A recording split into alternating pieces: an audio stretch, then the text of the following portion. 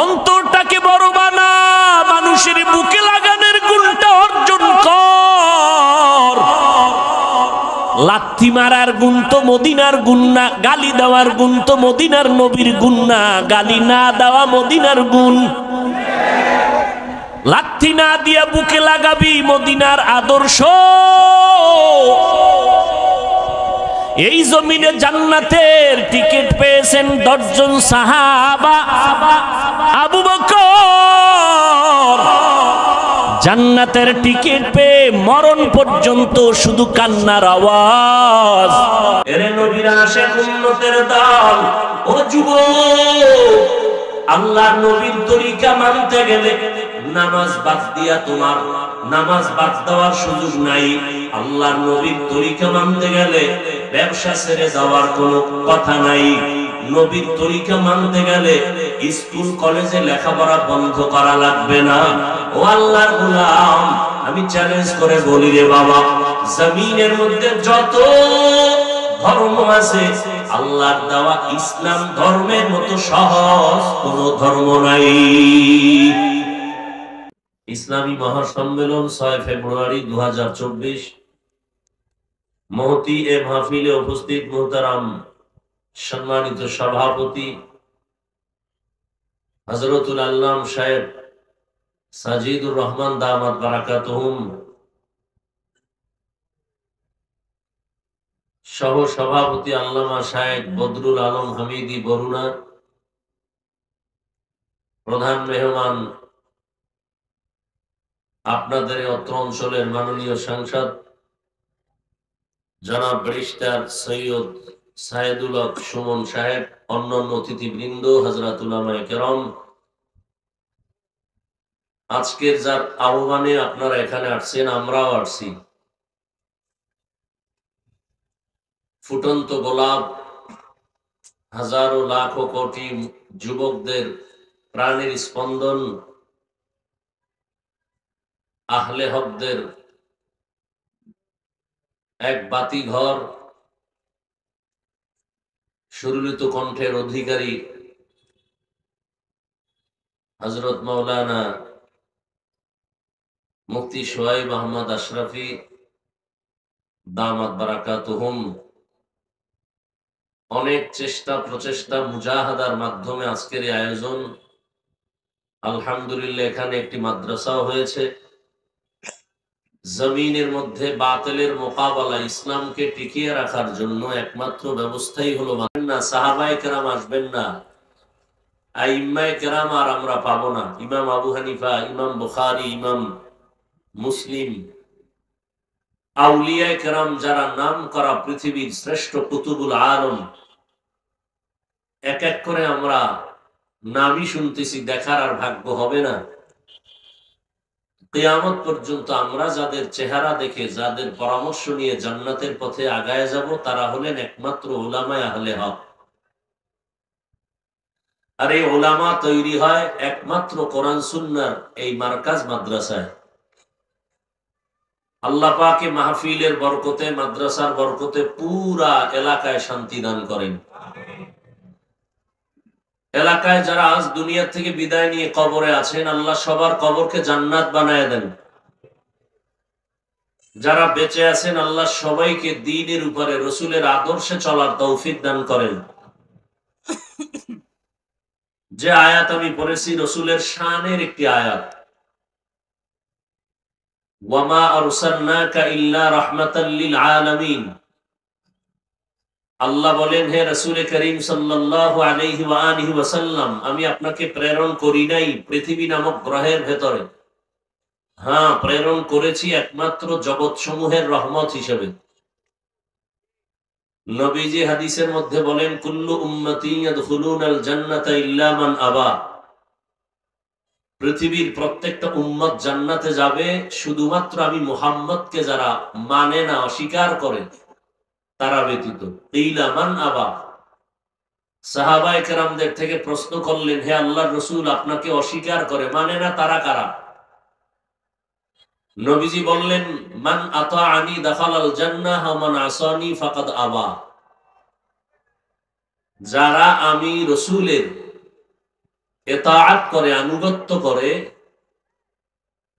ইত্তেবা করে, অনুসরণ অনুকরণ করবে, তারাই জান্নাতে যাবে। অমান আসানি, যারা আমার আদর্শের বিরোধিতা করে তারা জান্নাতে যাবে না।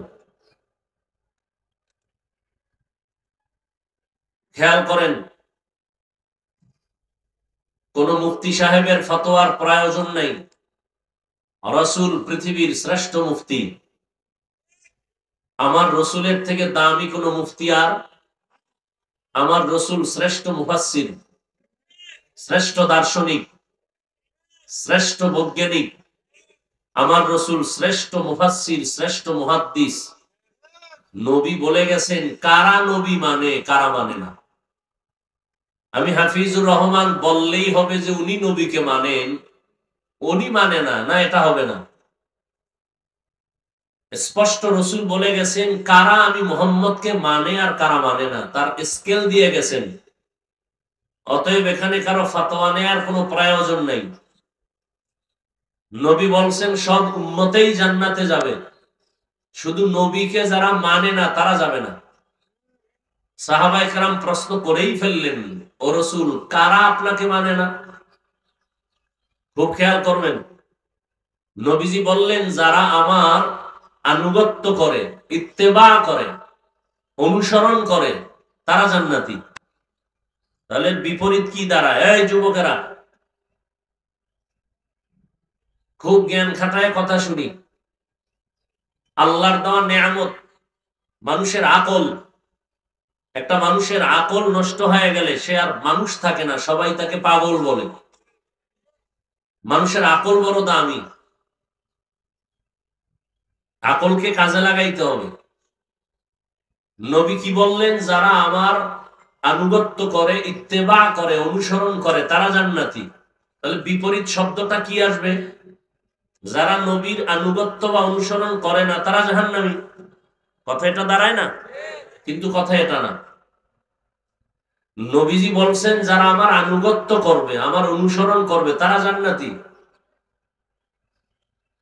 এরপরে নবী বলেন নাই যারা আমার অনুসরণ বা আনুগত্য করবে না তারা জাহান্নামী, বলেন নাই। নবী বলছেন যারা আমার বিরোধিতা করবে। কি করবে? ওয়ামান আসানি, যারা বিরোধিতা করবে তারা জান্নাতি না, জাহান্নামী। তাহলে যারা নবীর আদর্শ মানে না তাদেরকে জাহান্নামী বলা যাবে না। যারা নবীর আদর্শের বিরোধিতা করে, ব্যবধান আছে না নাই? সহজে বুঝেন, একজনের টুপি পরে না, টুপি কার আদর্শ? দাড়ি রাখা কার আদর্শ? বলেন, সবাই বলেন। এক ভাইকে জিজ্ঞাসা করলাম, ভাই আপনি রসুলের আদর্শে দাড়ি রাখেন না কেন, টুপি পরেন না কেন? সে বলে, হুজুর পড়া তো দরকার, নবীর আদর্শ পারি না, চেষ্টা করি, একটু দোয়া করেন, আরো চেষ্টা করুন। তাহলে লোকটা টুপি পরে না, রসুলের আদর্শ মানে না, কিন্তু মানার কি আছে? আগ্রহ আছে নাকি নাই? আর একজনকে জিজ্ঞাসা করলাম, এই যুবক আপনি টুপি পরেন না কেন, দাড়ি রাখেন না কেন? সাথে সাথে আমাকে বললেন, দাড়ি না রাখলে অসুবিধা কি? টুপি না পরলে অসুবিধা কি? টুপির মধ্যে কি ইসলাম? দাড়ির মধ্যে কি ইসলাম? তাহলে এই লোকটা রসুলের আদর্শ মানে না, এটা বলা যাবে না, সে বিরোধিতা করতেছে। তাহলে তার মধ্যে মানার কোনো আগ্রহ নাই। তাহলে উনি হলেন আগ্রহী, এটা হলো বিদ্রোহী, এটা হলো গাদ্দার, এটা বেয়াদব। আগ্রহী আর বিদ্রোহী বুঝলেন তো? একজনে নামাজ পড়ে না, তাকে গালি দেওয়া যাবে না, কারণ সে আগ্রহী, পড়ার কি। আর একজনে নামাজ পছন্দ করে না, সে আগ্রহী না বিদ্রোহী, তাকে ছাড় দেওয়া যাবে না। ব্যবধান আছে না নাই? একজনে টুপি পরে না, বিদ্রোহী না আগ্রহী? পড়ার আগ্রহ আছে, তাকে গালি দেওয়া যাবে না। আর একজন রসুলের আদর্শের টুপি পছন্দ করে না, সে কি আগ্রহী না বিদ্রোহী? তাকে ছাড় দেওয়া যাবে না। খুব কঠিন কিন্তু কথাটা। একজনে টুপি পরে না, আমরা তাদেরকে কেমন জানি মনে করি। না, আগে বুঝতে হবে সে কি আগ্রহী না বিদ্রোহী। যদি আগ্রহী হয় তাকে গালি দেওয়া যাবে না, বিদ্রোহী হয় তাকে ছাড় দেওয়া যাবে না। কেন? আমার রসুলের মহব্বতের কারণে। قال النبي صلى الله عليه وآله وسلم لا يؤمن أحدكم حتى يكون هواه تبعا لما جئت به।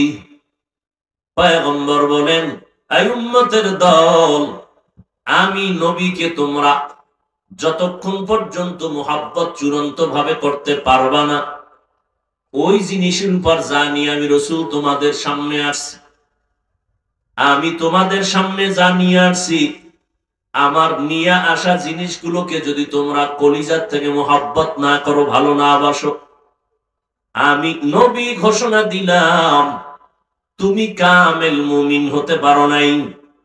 আমি নবী কি নিয়ে আসছি জানো? আল্লাহ কোরআনে বলেন, লাকাদ কানা লাকুম ফি রাসূলিল্লাহি উসওয়াতুন হাসানাহ। ও দুনিয়ার উম্মত, আমার রসুল রহমতের নবীর মধ্যে রয়েছে তোমাদের জন্য সর্বশ্রেষ্ঠ আদর্শ। কেমন আদর্শের নবী আমার!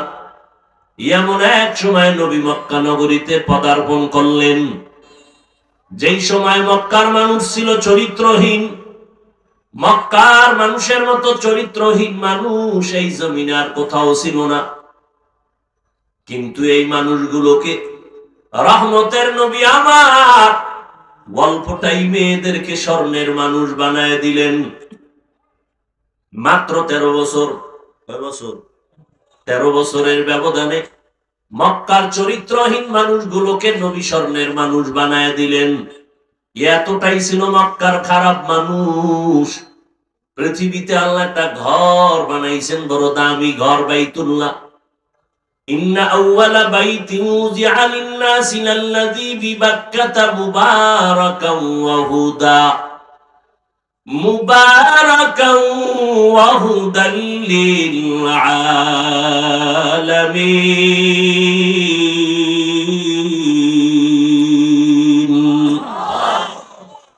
পৃথিবীর মধ্যে একটা শ্রেষ্ঠ ঘর, ইবাদতের ঘর, হেদায়েতের ঘর। কত বড় নিকৃষ্ট চরিত্রহীন মক্কার মানুষ, যেই ঘরের দিয়ে তাকাইয়া থাকলেই শুধু সওয়াব। যেই ঘরের আঙ্গিনায় 1 রাকাত নামাজ পড়বে, 1,00,000 রাকাত নামাজের সওয়াব। কিন্তু এই চরিত্রহীন মক্কার মানুষগুলো নারী আর পুরুষ উলঙ্গ হয়ে তাওয়াফ করে। এতটাই খারাপ। এই মানুষগুলোকে মাত্র 13 বছরের ব্যবধানে নবী স্বর্ণের মানুষ বানায় দিলেন। আল্লাহ জিবরাইল আমিনকে বলেন, ও জিবরাইল, একটা লিস্টি দিয়া দিলাম, পয়গম্বরের কাছে গিয়া লিস্টি পৌঁছাইয়া দাও। এই লিস্টির ভেতরে কয়েকজন সাহাবার নাম আছে, নবীকে জানায় দাও। নবীর হাতে গড়া এই সাহাবায়ে কেরাম লিস্টির ভেতরে যারা আছে, এরা বিনা হিসাবে সবাই জান্নাতি। লিস্টির মধ্যে কার নাম আছে আপনাদের জানা আছে নি? জান্নাতি সাহাবী কয়জন? 10 জন তো ওপেন লিস্ট এসে গেছে। এছাড়া যাদের লিস্ট আসে নাই, সব সাহাবায়ে কেরাম জান্নাতি। অতএব যারা সাহাবায়ে কেরামের বিরুদ্ধে ইশারা ইঙ্গিতে লেখবে, বলবে, তারা ভণ্ড। এদেরকে যারা ভণ্ড বলবে না, তারাও ভণ্ড। সাহাবায়ে কেরাম নবীর আদর্শের মধ্যে এত দামি হয়ে গেলেন, কিন্তু আশ্চর্যের খবর হলো, আমার নবী যেই 13 বছরের মধ্যে চরিত্রহীন মানুষগুলোকে দামি করে ফেললেন, একটা বেতের বাড়িও লাগে নাই। আরো আশ্চর্য, নবী একটা জীবনে মিথ্যা কথা বলেন নাই। কেমন নবী পেয়েছ রে যুবক? ওই নবীকে চিনলে না রে বাবা, যেই নবীর জন্য গোটা মাখলুকাত বড় আশিক। এমনকি তোমার আমার আল্লাহ, তিনিও বলেন, ও দুনিয়ার মানুষ, জমিনের মধ্যে সব আমার বিশেষ কিছু বন্ধু, ইব্রাহিম নবী আমার বন্ধু, মুসা নবী আমার বন্ধু, ইসমাইল নবী আমার বন্ধু, ইয়াকুব নবী আমার বন্ধু, দাউদ নবী, সুলাইমান নবী আমার বন্ধু, আখিরি নবী মুহাম্মদ সাল্লাল্লাহু আলাইহি ওয়াসাল্লাম আমার বন্ধু। তবে ব্যবধানটা কি জানো? সব নবী পয়গম্বর আমি আল্লাহ তাআলার আশিক, আর আমি আল্লাহ নিজে হলাম মুহাম্মদের আশিক। ইমামুল আউয়ালিন আল আখিরিন বাহরে সাদকা রাহমাতাল লিল আলামিন সাইয়্যিদুল কাউনাইন খাতমুল মুরসালিন আখিরামত বুদে ফখরুল আউয়ালিন শুদ ওয়াজুদাস রাহমাতাল লিল আলামিন মসজিদে উশুদ হামারোয়ে জমিন। এরে নবীর আশিক উম্মতেরা, ওই নবী অল্প টাইমে মানুষগুলোকে দামি বানায় দিলেন, বেতের বাড়ি লাগে নাই। কেমন একজন নবী আমার, জিন্দেগিতে একটা মিথ্যা কথা নবী বলেন নাই। আরো আশ্চর্য, আমার নবী জীবনে কাউকে কখনো একটা গালিও দেন নাই। এর থেকে আরো আশ্চর্য, আমার নবী কোনদিন হাজার হাজার গালি শুনছেন, কোন গালির জবাবও দেন নাই। আরো আশ্চর্য, আমার নবী জিন্দেগিতে কারো দিকে গরম চোখে তাকান নাই। কেমন নবী, কেমন আদর্শ! ওই নবী চ্যালেঞ্জ দিয়ে গেলেন, ও দুনিয়ার উম্মতের দল, এমন একটা সময় তোমরা পাবা যে আমি নবী দুনিয়াতে থাকবো না। ওই সময় তোমরা কিভাবে জান্নাতের পথে আগাইবা? আমি নবী দুটা জিনিস তোমাদের মাঝে রেখে গেলাম। ওই দুই জিনিস যদি আঁকড়াইয়া ধরো, আমি নবী চ্যালেঞ্জ করে গেলাম, জমিনের মধ্যে তোমাদের সম্মান নষ্ট হবে না। এক নাম্বার হলো আল্লাহর কোরআন আঁকড়াইয়া ধর।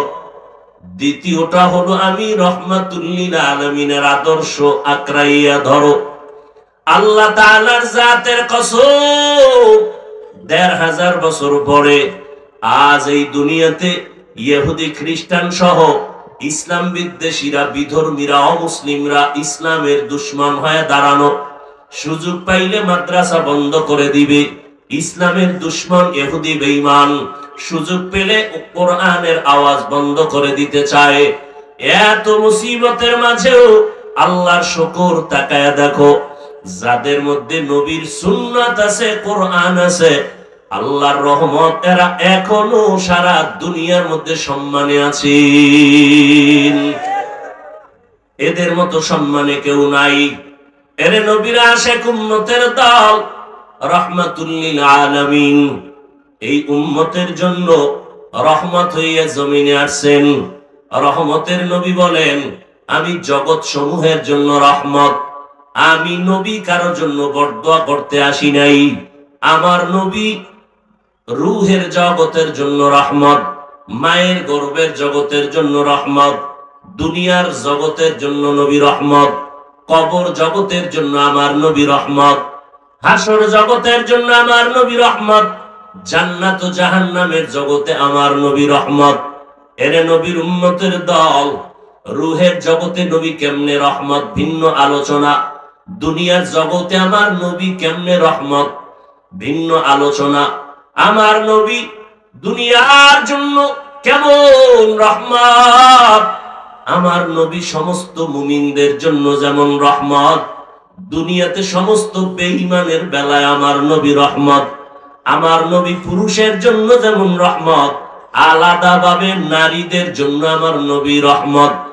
আমার নবী মানুষের জন্য যেমন রহমত, জঙ্গলের প্রাণীদের জন্য আমার নবী আলাদা রহমত। এরে নবীর আশিক উম্মতের দল, আমার নবী উড়ন্ত পাখিদের জন্য আলাদা রহমত। আমার নবী, এরে আল্লাহর গোলাম, নদীর প্রাণী মাছ যার আছে এর জন্য নবী রহমত। আমার নবী একটা গাছের জন্য রহমত। আমার নবী মাসের জন্য রহমত। ওই নবী আমার উত্তম আদর্শ আমাদের সামনে রেখে গেলেন। ও হবিগঞ্জের এলাকার মুসলমান, ভালো করে শুনে নাও। বৃহত্তর হবিগঞ্জ শাহজাহানপুর এলাকা, ভালো করে শুনো রে বাবা। আমার নবীর রেখে যাওয়া সুন্নতের আমল, আদর্শের আমল হিন্দুরা করবে না, খ্রিস্টানেরা করবে না, ইহুদিরা করবে না। নবীর আদর্শের আমল করবে একমাত্র মুসলমান। কারা করবে? মুসলমান। অথচ আপনি দাবি করেন মুসলমান, মাথার মধ্যে নবীর তরিকায় চুল নাই, আপনার গালের মধ্যে নবীর আদর্শের দাড়ি নাই, আপনার ফ্যামিলির মধ্যে নবীর আদর্শ নাই, ব্যক্তি জীবনে আদর্শ নাই। এর নবীর আসে আম্মা জান আয়েশা রাদিয়াল্লাহু তাআলা আনহা বলেন, আমার মায়ার নবী যার কোনো গুনাহ নাই, সেই নবী আমার, আমি তাকায় দেখি একদিন হুজরায় বসে বসে কান্না করেন। রহমতের নবী আমার কান্না করতেছে। আমি নবীকে আদবের সাথে জিজ্ঞাসা করলাম, ও দয়ার নবী, আপনি রহমতের নবী কেন কান্না করেন? আমি আয়েশা কোনো বেয়াদবি করেছি নাকি? আল্লাহর নবী বলেন, ও আয়েশা, তুমি বেয়াদবি করবো কেন? আম্মা জান ডেকে বলেন, নবী, আমি অল্প বয়সের একটা সন্তান, 6 বছর বয়সে আপনার সাথে আমার বিবাহের বন্ধন হলো। 9 বছর বয়স যখন আমার হয়, আমি আপনার ঘরে আসলাম। অল্প বয়সে আপনার ঘরে আসার পর রহমতের নবী আপনি, না জানি কোনো বেয়াদবি হয়ে যেতে পারে। আল্লাহর নবী বলেন, ও আয়েশা, আপনার কোনো বেয়াদবি হয় নাই। আমি কান্নার একটাই মাত্র কারণ, হাসরের ময়দানের ভয়ঙ্কর হালাতের কথা মনে পড়ে গেল।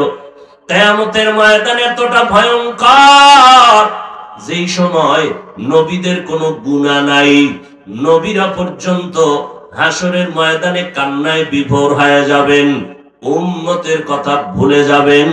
ওই সময় আমি রহমতের নবী আমার উম্মতের আমি ভুলবো না। এরে নবীরা আসে উম্মতের দল।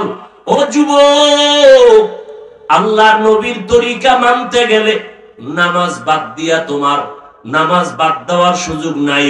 আল্লাহর নবীর তরিকা মানতে গেলে ব্যবসা ছেড়ে দেওয়ার কোনো কথা নাই। নবীর তরিকা মানতে গেলে স্কুল কলেজে লেখাপড়া বন্ধ করা লাগবে না। ও আল্লাহর গোলাম, আমি চ্যালেঞ্জ করে বলি রে বাবা, জমিনের মধ্যে যত ধর্ম আছে, আল্লাহর দেওয়া ইসলাম ধর্মের মতো সহজ কোন ধর্ম নাই। এতটাই সহজ।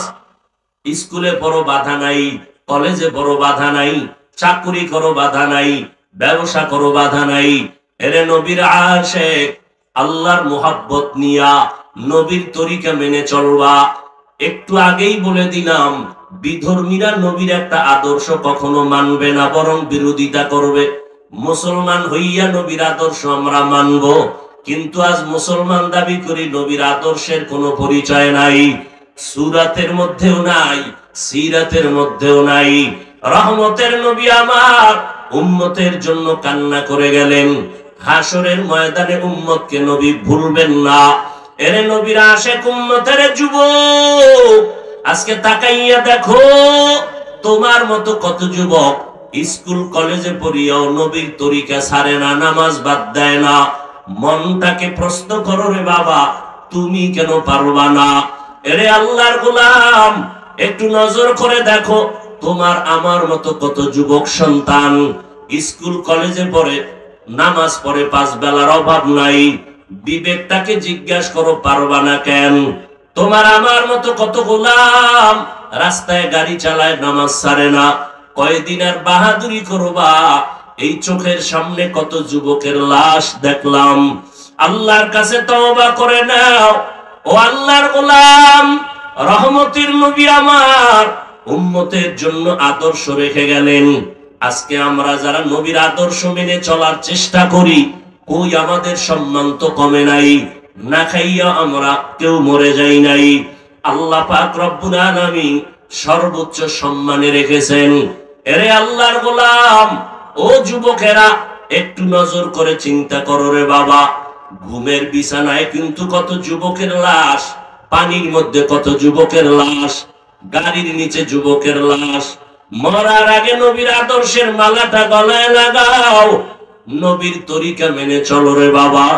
আমার মায়ার নবীর আদর্শ ছাড়া নাজাতের কোনো পথ নাই রে উম্মত। ওই নবীর উম্মতেরা তোমার মতো যুবক আজকে ব্যবসা করে যদি নামাজ পড়ে তুমি পারবা না কেন? এরে নবীর আশিক ও বৃদ্ধ বাবাজিরা, আপনাদের মতো কত বুড়া মানুষ লাঠি নিয়ে মসজিদে গিয়া কষ্ট করে হলেও নামাজ পড়ে, নামাজ ছাড়ে না।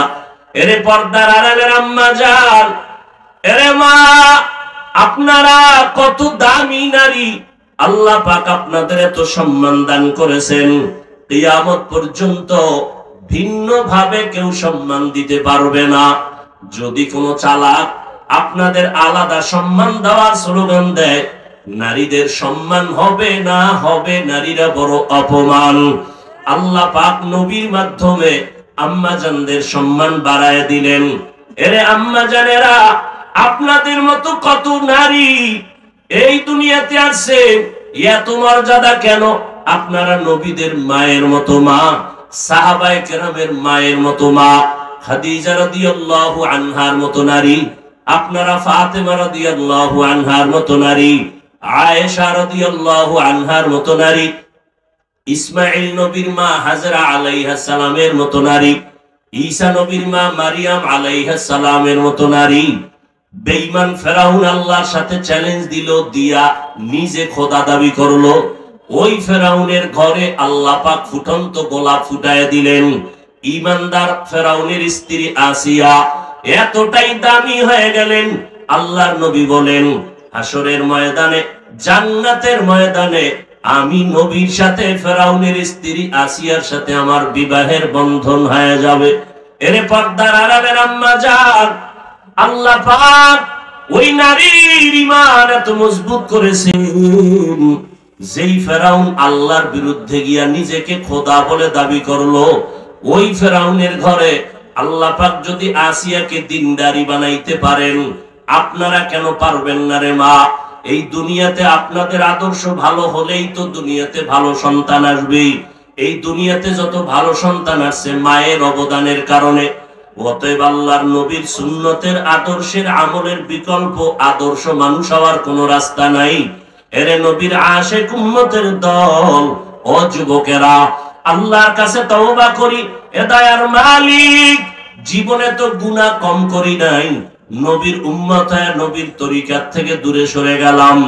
আজকে থেকে তওবা করব, মরিয়া গেলে যাব আর নামাজ ছাড়বো না, নবীর তরিকার বাহিরে চলবো না, মা বাবাকে কষ্ট দিব না, নবীর সুন্নতের বাহিরে চলবো না, দেশ ও জাতির বিরুদ্ধে ষড়যন্ত্র করব না, মা বাবার দোয়া নিয়া, উলামায়ে কেরামের দোয়া নিয়া, পরামর্শ নিয়া নবীর তরিকা মেনে চলবো। যদি আল্লাহর বান্দারা অন্তর তৈরি হয়, দুটো হাত আমার আল্লাহকে দেখায় দেই। আয় আল্লাহ আমাদের হাতগুলো কবুল করে নেন, তওবা কবুল করে নেন। নবী